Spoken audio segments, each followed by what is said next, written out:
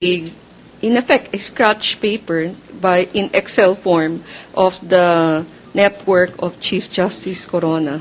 That is all, Your Honor. Thank you, Your Honor. Just a minute. You're already computing the net worth based on what documents? Based on our own document, the CAR, and based on the statement of asset and liability and net worth that was introduced here But as evidence. you have not completed the investigation. No, sir. Why are you now talking of discrepancy in net worth? How do you know that those things should not be justified? That's why, sir, That's why I asked you, have you issued a deficiency assessment? You said you have not. So Yes. you have not yet determined whether there is really any tax liability arising, no? Sir, before we issue a letter of authority so that the taxpayer will not say we are picking things out of the air, we first do a preliminary study of the tax profile of the taxpayer and determine whether there's a need for further investigation or there's really no need because the taxpayer is already tax compliant. And because of the analysis done, we saw that there's a need for us to issue a letter of authority and investigate. Those are only tentative Yes, sir. data that gives you a reason to issue an authority to examine the taxpayer for possible deficiency income tax assessment, isn't it? Yes, sir. All right. Proceed, Counsel. That is all. Thank you. Thank you very much, Your Honor, for your patience. No recross, Your Honor. Are you through with the witness? Yes, Your Honor. No recross, Madam Commissioner. Thank you for being patient with us. We're ready to discharge the witness, Mr. President. The witness is discharged. I move for suspension of the session for 15 minutes, Mr. President. Okay, at magkakaroon muna ng recess. In the meantime, nakita natin itong mga inilabas na dokumento na nagsasabi na merong, well, sinabi ni BIR Commissioner Kim Henares na may tax deficiency ang Chief Justice magmula dito sa taong 2002 hanggang 2010, ano? At pinakita niya dito na kung magkano itong dapat na kanyang i-declare, no? Dahil sabi niya, well, from 2006, no, 8.3 million yung kanyang idineklara sa kanyang sali and dapat 31.2 million daw. Nung 2007, 11 million daw ang dineklara pero dapat 24 million. 2008, 12 million daw pero dapat 25 million. 2009, 14.5 million pero dapat 52 million dahil nga dito sa property, yung Bellagio. And then, itong 2010, yung net worth daw went down because of the sale of the La Vista property. So ito yung sa pahuling question nga ng private prosecutor na si Art Lim, na sabi niya, saan daw nakuha yung computation nito, no? Kadalasan daw bago mag-issue ng letter of authority na inimbestigahan ng isang tao sa isang possible tax evasion case, merong mga preliminary studies na ginagawa before at na-compute nga po sa preliminary study yung discrepancy na to ayon kay Commissioner Kim Henares.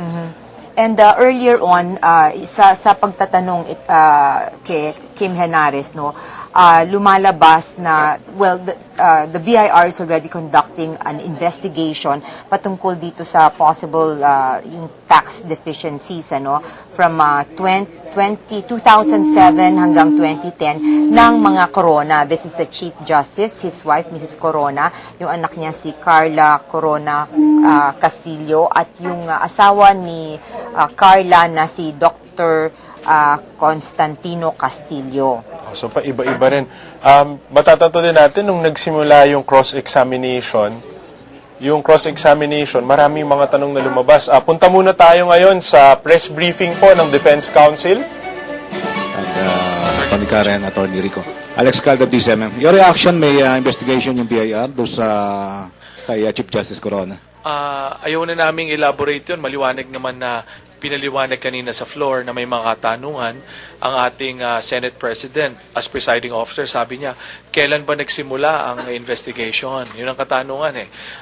I think maliwanag at maikting na makikita natin na yung investigation na nagsimula after that hearing na kung saan nandun ang ating commissioner. Yung aspect na yon, I think maliwanag na meron ng hearing pero it was brought about by that hearing na inatenan dito po ng commissioner. Siguro yung isa lang bagay na kailangan alalahanin natin dito, nung bandang huli, nung nagbasa siya ng mga parang malalaking halaga kung papakinggan natin, ito yung sa sarili niyang computation na binabase niya doon sa mga na may kasama ng market value. Ibig sabihin, iba yan doon sa acquisition value, iba rin sa assessed value. So parang meron silang sariling computation na hindi pa verified. Kaya nga, bandang dulo, sinabi rin ni Senate President Enrile, so, wala pa kayong na-assess na deficiency. Ibig sabihin, dahil hindi pa kompleto yung investigasyon nila, hindi pwedeng pagbasihan yung mga sarili niyang komputasyon ng net worth. Hindi pa ito produkto ng tamang investigasyon. Kaya siguro wag tayong mabahala na bakit parang ang lalaki ng mga halagang nandoon. Kasi ito yung kanyang sariling notes yan at hindi ito produkto ng mahaba at masuring investigasyon. Premature para sabihin na merong nailabas dito na tinatago na hindi katotohanan. May claim pahabol lamang. Kung maalala nyo, pinapamove to strike out ni Justice Cuevas yun. Anong sinabi ni Senate President? Sabi ni Senate President, you will have your examination in chief, di ba? Ano bang ibig sabihin nun? Medyo technical, sa hindi bihasa sa batas. Ang ibig sabihin nun, may pagkakataon kayo, ibig sabihin sa presentasyon ng ebidensya namin, kung saan ipakita kung tama ba yung mga nabanggit na yon. Kaya umaasa kami, dahil makikita natin dito, mayroon na paglilitis na nangyayari dito sa Senate Impeachment Court. Meron na rin investigasyon na nagaganap ngayon sa kagawaran ng rentas internas. Kaya kami ay umaasa na tayo lahat ay magiging responsibilidad sa ating mga aksyon at sa ating mga sasabihin, sapagkat alam naman natin na umuusad na itong proseso na ito. Kaya mas maganda na hayaan natin na makita kung ano ba talaga ang mga mangyayari at kung ano ang mga ebidensya na ilalabas nila dyan sa aspektong yan. Habang umaandar yan at umuusad, maganda na tayo ay mas maging mapanuri lang at wag na tayong magbibigay ng sarili-sarili nating mga konklusyon o mga haka-haka na wala naman basihan sa pagkakataong ito. Good afternoon po, Ricky Brosas of Radyo Inquirer.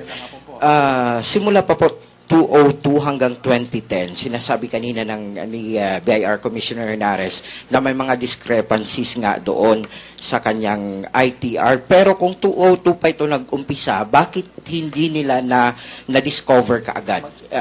In fact, yearly naman po silang nagsasagawa ng Maganda yung katanungan mo po na yan, in fact, maalala ko yung parang 90s pa yung iba, 2002 yung buong pamilya, in fact, may provision yan sa Internal Revenue Code, kung hindi po ako nagkakamali, na mayroong prescriptive period po yan.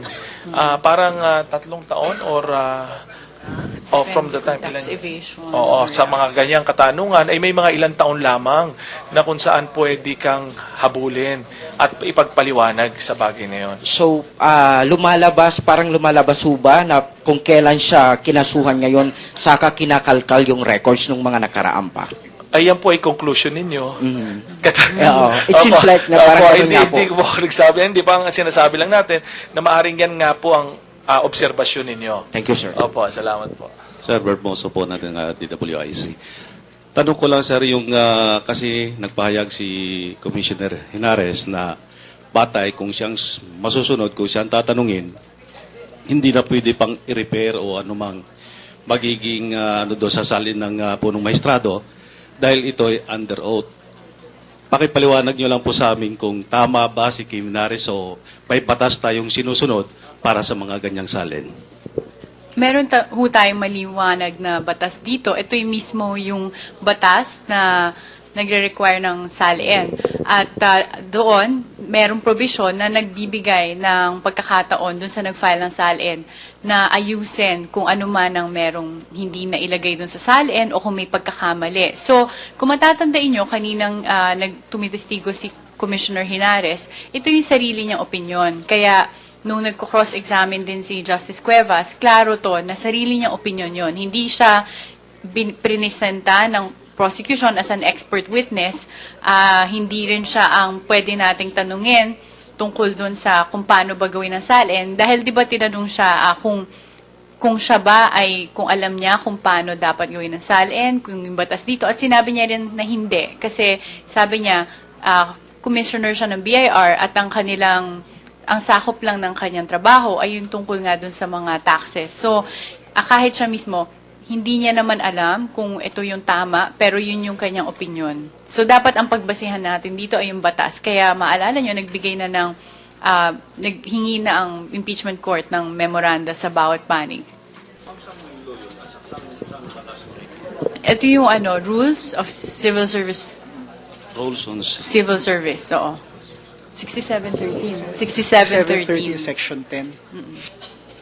I'm being of Sunshine Radio. Ma'am, yung with that opinion, yung mga sinabi pong discrepancies nitong si Commissioner Henares, no? Sa tingin niyo po, makakatayo na ito at maging sapat na itong ebidensya para maging basihan ng ating mga senator judges? Ako po, sasagutin ko po yan. Tandaan niyo po, ang isang testigo ay umuupo sa witness stand para po mag-testify ng mga bagay. Una, yung mga bagay na may personal knowledge po siya. Pangalawa, yung mga bagay na alam niya. Ang katanungan lang naman po dito, babalik tayo dun sa simula, ano ba ang dahilan kung bakit siya pinresenta? Kung maalala po natin, nung unang-una sinabi regarding the veracity of the submissions. So ito po, mari pong marinig. Kaya nga po makikita nyo, pinapa-strike out ng aming lead counsel, di ba? Mari pong marinig. Pero ang tanong ba yan ba'y sapat na ebidensya para magkaroon ng conclusion ang mga senator judges? Ganun lang po yan. Pati siguro makikita ho natin dito sa pagpipresenta ng testigo, no? Pilit ho pinoporma pa rin ng prosecution yung kanilang kaso. Sapagkat nakikita ho natin dito na karamihan ho ng tinatawag nila, specifically ho yung testigo ngayon, katulad ho ng sinabi ni Attorney Tranquil, ay wala naman ho talagang personal knowledge dun sa mga aligasyon na gusto nilang pruebahan. Yung mga testimonya na nilatag ng kanilang testigo kanina dun sa paglilitis, ay hindi naman ho nasuportahan direkta yung mga sinasabi nila dun sa Articles 2.2 and 2.3. Ngunit nakikita ho natin, at sinabi na rin ho sa loob kanina, pilit talagang inilalabas itong mga ganitong bagay na to para sa propaganda. Kaya ho, kami ho magkakaroon ho kami ng panahon upang sagutin itong mga katanungan na to. Meron ho kaming pagkakataon para maipaliwanag na ang sinasabi ho ng kanilang testigo, na kahit na wala ho siyang personal knowledge doon, based doon sa opinion ng kanilang testigo, sa sinasabi ho ng testigo nila, may papaliwanag ho namin na wala ho mga inaccuracies doon sa SALN ni Chief Justice. At maalala nyo, binanggit ni Senate President, sabi niya, di ba, sa abogado, magpresenta kayo ng evidence aliunde. Narinig niyo, di po ba? Medyo technical po yung salitang iyon, no? Anong ibig sabihin ni Senate President? Maglabas kayo ng ebidensya na hindi diyan na makapagpatunay na talagang hindi siya nag-report. Huwag ninyong kuhanin sa testigong yan. Ang ibig sabihin nun, ano ba yung evidence aliunde? Yun po yung ebidensya na hindi nandyan, ipresenta ninyo. Ganun po. Para mapatunayan